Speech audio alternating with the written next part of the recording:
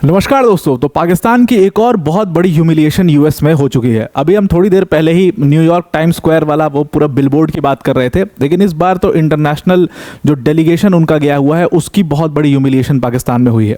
तो ये बात तो अब तय हो चुकी है कि आप भारत की नकल तो कर सकते हो, लेकिन आप भारत जैसा औहदा या भारत जैसा ऑरा कहाँ से लेकर के आ पाओगे, वो बहुत बड़ा सवाल है। तो बिलावल भुट्टो का डेलीगेशन गया हुआ है यूएस, और जो भारत करने की कोशिश कर रहा है वही पाकिस्तान एकदम कॉपी करके पेस्ट करने कोशिश वही पाकिस्तान भी कर रहा है।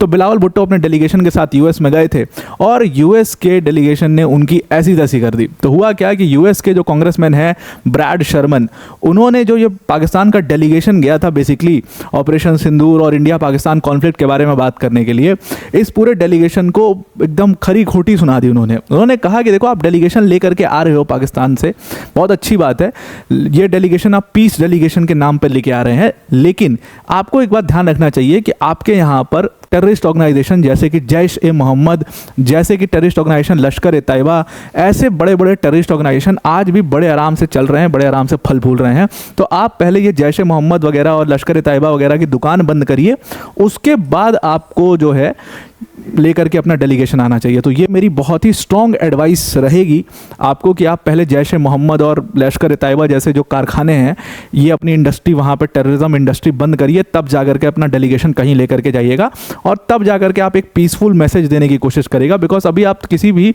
उस पोजीशन में नहीं है कि आप पीसफुल मैसेज दे पाएँ। तो ये बात कह दी है ब्रैड शर्मन ने, और ये उन्होंने बहुत स्ट्रिक्टली बिलावल भुट्टो को एग्जैक्टली कहा है।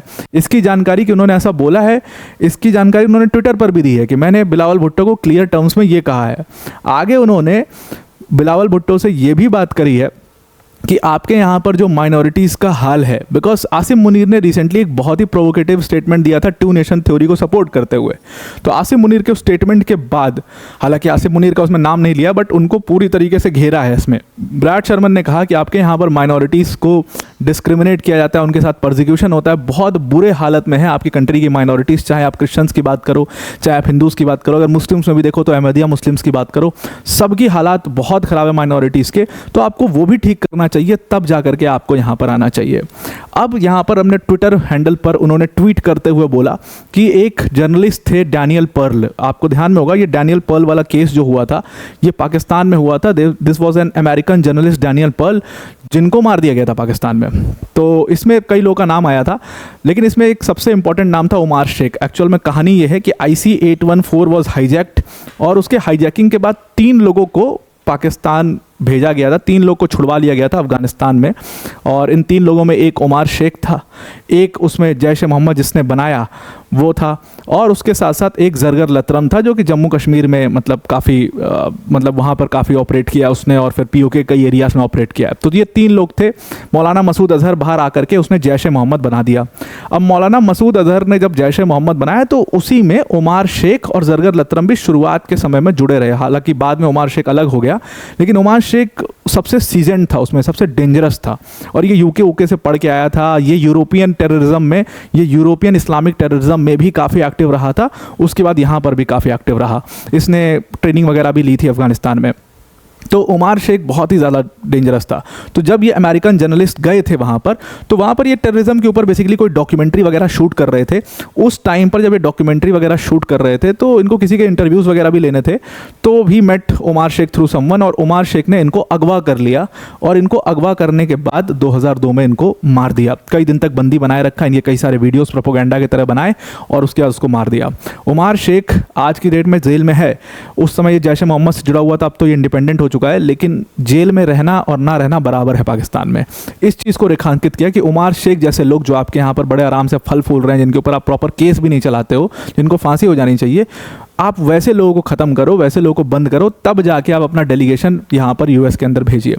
उमार शेख के इस पूरे इंसिडेंट के बाद और डैनियल पर्ल की मृत्यु के बाद पूरा इसका पर्ल फैमिली के साथ जो प्रॉब्लम हुई थी वो सब कुछ रेखांकित किया। उन्होंने बोला कि बहुत अच्छा मेरा कॉलीग था डैनियल पर्ल, और बिलावल भुट्टो की बेचारी की बदकिस्मती थी कि सामने ब्रैड शर्मन पड़ गए, और उनके बहुत अच्छे मतलब क्लोज फ्रेंड, मतलब क्लोज कॉलीग में थे डैनियल पर्ल, और फिर उन्होंने अच्छी खासी उनको बिलावल भुट्टो को वहाँ पर सुना दिया और उनका मुंह बिल्कुल ऐसा छोटा सा हो गया।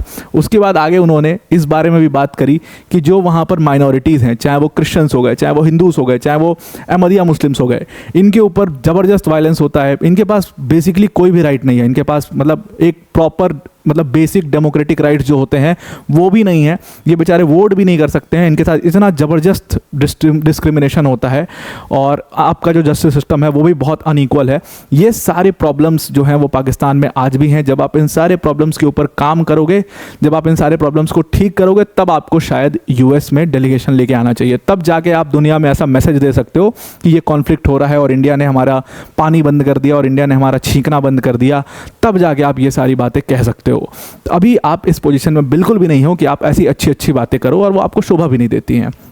एक और बहुत इंपॉर्टेंट केस उसमें उन्होंने रेखांकित किया।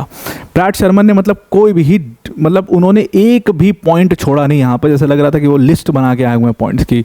उन्होंने यहाँ पर एक बहुत बड़े केस की बात करी। जब ओसामा बिन लादेन को CIA ढूंढ रहा था, वो पूरा ऑपरेशन चल रहा था और उसके बाद ओसामा बिन लादेन को अबेटाबाद के एक घर में वो छिपा हुआ है, जब मिल गया वो, तो उसके बाद उसमें कंफर्मेशन के लिए एक बहुत सारी कोशिश करी थी CIA ने कि कंफर्म हो जाए कि ओसामा वहीं पर उसी घर में है या नहीं है, क्योंकि कहीं भी ऐसे अटैक करना बहुत मुश्किल हो जाएगा। तो कंफर्मेशन के लिए कई अलग अलग हथकंडे अपनाए जा रहे थे। तो उसी कड़ी में इन्होंने एक पोलियो प्रोग्राम भी निकाला था वहाँ के एक लोकल डॉक्टर की मदद से। ये जो लोकल डॉक्टर थे, इनका नाम था डॉक्टर शकील अफरीदी। ये जो डॉक्टर शकील अफरीदी थे, इन्होंने CIA की मदद करी थी उस पोलियो प्रोग्राम में, ताकि ये घर घर जाएंगे पोलियो ड्रॉप पिलाने के बहाने और वहाँ से ये DNA कलेक्ट कर लेंगे उस घर से जहाँ पे मतलब माना जा रहा था कि ओसामा छिपा हुआ है, और फिर वो कंफर्मेशन हो जाएगी DNA से कि ओसामा वहाँ है या नहीं है। लेकिन फिर वो घर में एंट्री नहीं देते हैं, बच्चे रहते हैं उस घर में, लेकिन वो एंट्री नहीं दी जाती है और फिर वो पूरा प्रोग्राम हालांकि फेल हो जाता है। लेकिन जब ओसामा को खोज लिया गया, मार दिया गया, उसके बाद ओसामा बिन लादेन के मारे जाने के बाद जब पाकिस्तान की अथॉरिटीज़ को ये पता चला कि हमारे यहाँ डॉक्टर शकील अफरीदी ने CIA की मदद करी है, इनके ऊपर केस बनाए गए और इनके ऊपर ट्रीजन के केस लगाए गए और इनको जेल में बंद कर दिया गया। आज तक ये जेल में है और आज तक ये जेल से इनको छुड़ा नहीं पाया है। CIA ने बहुत प्रेशर डालने की कोशिश करी, बहुत कोशिश करी, लेकिन डॉक्टर शकील अफरीदी, उनको ही फ़र्क नहीं पड़ता, उनका काम हो गया, वो निकल गया उधर से। तो डॉक्टर शकील अफरीदी आज भी वहाँ पर पाकिस्तान की जेल में है। इसको भी उन्होंने मार्क करते हुए कहा कि डॉक्टर शकील अफरीदी जैसे लोग को आपको फ्री करना चाहिए। ओसामा बिन लादेन की जिसको मारे जाने में जिसने मदद करी है US की, CIA की, आप उसको कैसे जेल में डाल सकते हो? उससे ज़्यादा अच्छा और डेमोक्रेटिक आदमी कौन हो सकता है? ये सारी बातें ब्रैड शर्मन ने बिलावल भुट्टो के मुंह पर फेंक के मारी हैं और बिलावल भुट्टो के पास लिटरली इन किसी भी चीज़ का कोई जवाब नहीं था। और ये ह्यूमिलिएशन पाकिस्तान को ऑलमोस्ट हर कंट्री में झेलना पड़ रहा है। US की में जो उनका मतलब इंटरनेशनल मीडिया, उसने इसके बारे में काफ़ी ज़्यादा लिखा है। तो अब आपको पूरा आर्टिकल समझ में आ गया होगा।